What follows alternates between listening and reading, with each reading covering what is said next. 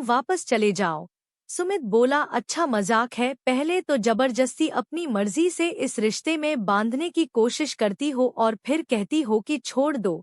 माँ ने फिर गुस्से से कहा, बेटा अभी यह सब बातें छोड़ो और चुपचाप यहाँ से वापस चले जाओ, मैं तुम्हारी जिंदगी बर्बाद नहीं होने दूंगी। सुमित ने कहा, माँ सब रिश्ते अपनी जगह है और आप मेरी माँ है, आपको भी इनकार नहीं कर सकता, लेकिन जो अस्पताल में अपनी सांसों से अनजान पड़ी है, ना वह मेरी होने वाली बीवी है, उसको भी नहीं छोड़ सकता। मैं तुमको ऐसा नहीं करने दूंगी। माँ ही ठीक थी तो आप उसको चूमती थी और आज वह इस हाल में है तो उसको दुत्कार रही हो और उसको छोड़ने को बोल रही हो। इतना कहकर सुमित वहां से चला गया। सुमित माही के घर गया, सब खामोश बैठे थे। सुमित माही के पास गया, आवाज दी, माही। माही डरते हुए बोली, गंदे हैं सब, मुझे इतनी कड़वी कड़वी चीजें खिलाते हैं। सुमित की आंखों में आंसू आ गए, सब रोने लग गए। सुमित ने मुस्कुराते हुए कहा, छोड़ो इन गंदे लोगों को और मेरे साथ बाहर घूमने चलो, मैं तुमको तुम्हारी पसंद की चीजें खिलाकर लाता हूँ। सुमित ने सबसे कहा, मैं माही को अपने साथ ले जाऊंगा। पहले सबने मना कर दिया, लेकिन फिर सुमित की जिद के आगे सब मान गए।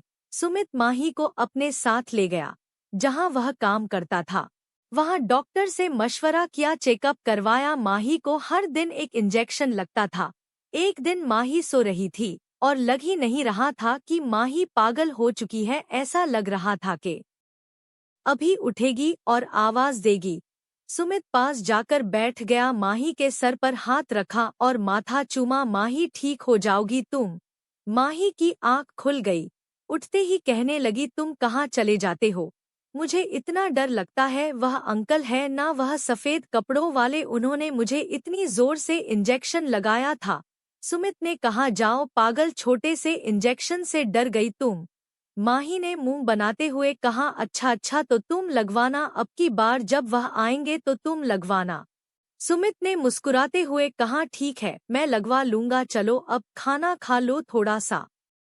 माही ने कहा, मुझे नहीं खाना इतना गंदा खाना। सुमित ने प्यार से पूछा, तो फिर क्या खाना है? माही खुश होकर कहने लगी, मुझे ना वह वाला जो उस दिन जहाज में खिलाया था, मिर्ची वाला खाना, वह खिलाओ ना। सुमित ने मुस्कुराते हुए कहा, अरे वह तो जहाज में मिलता है ना। माही मुंह बनाकर बैठ गई, लेकिन खैर किसी तरह सुमित ने उसे बातों में लगाकर खाना खिला ही दिया। सुमित माही का बहुत ख्याल रखता था।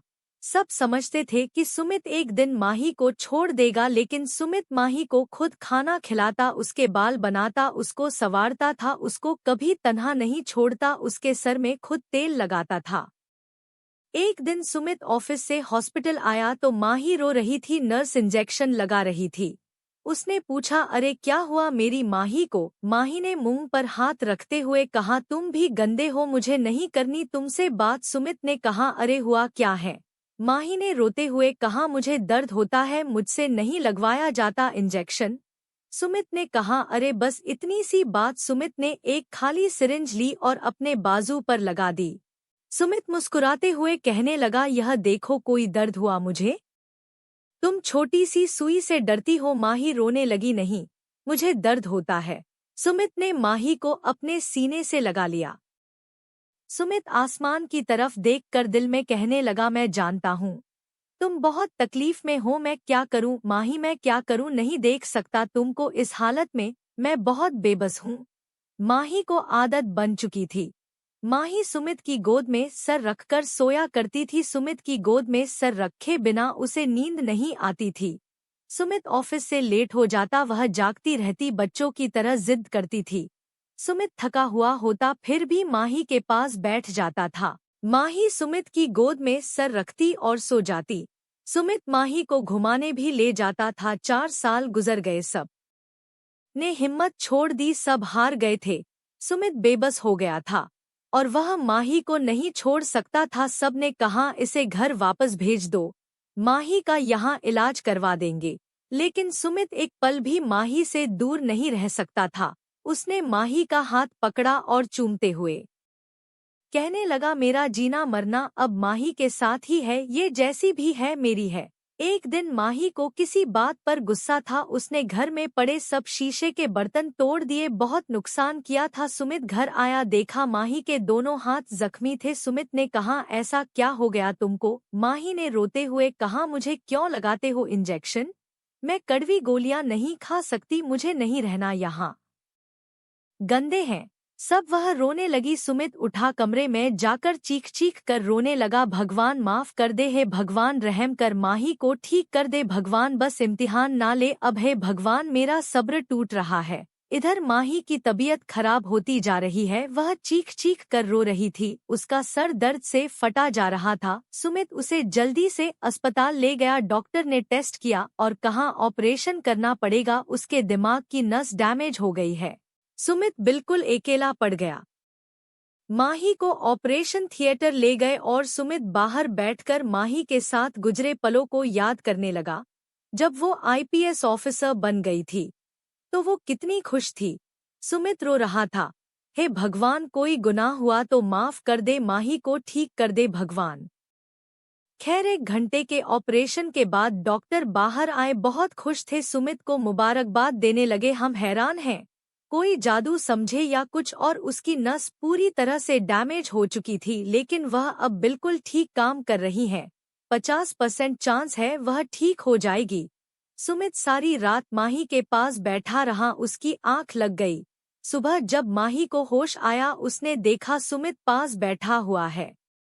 माही ने दीवार पर लगा कैलेंडर देखा, 2022। उसका सर चकराने लगा और बोली, सुमित कहाँ हूँ मैं?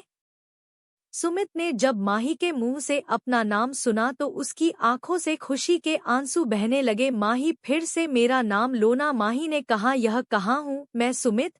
सुमित ने कहा, आराम करो सब बताऊंगा। माही खामोश हो गई। वक्त के साथ साथ माही बिल्कुल ठीक हो गई।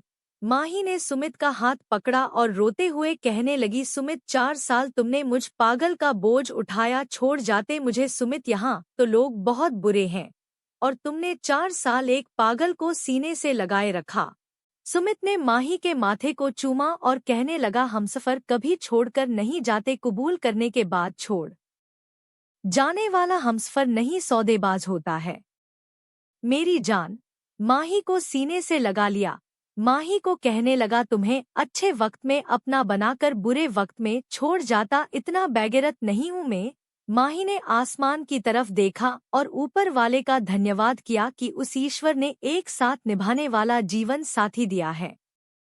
इस कहानी से हमें यह सीख मिलती है कि चाहे परिस्थिति कैसी भी हो, हमें अपने जीवन साथी का साथ नहीं छोड़ना चाहिए।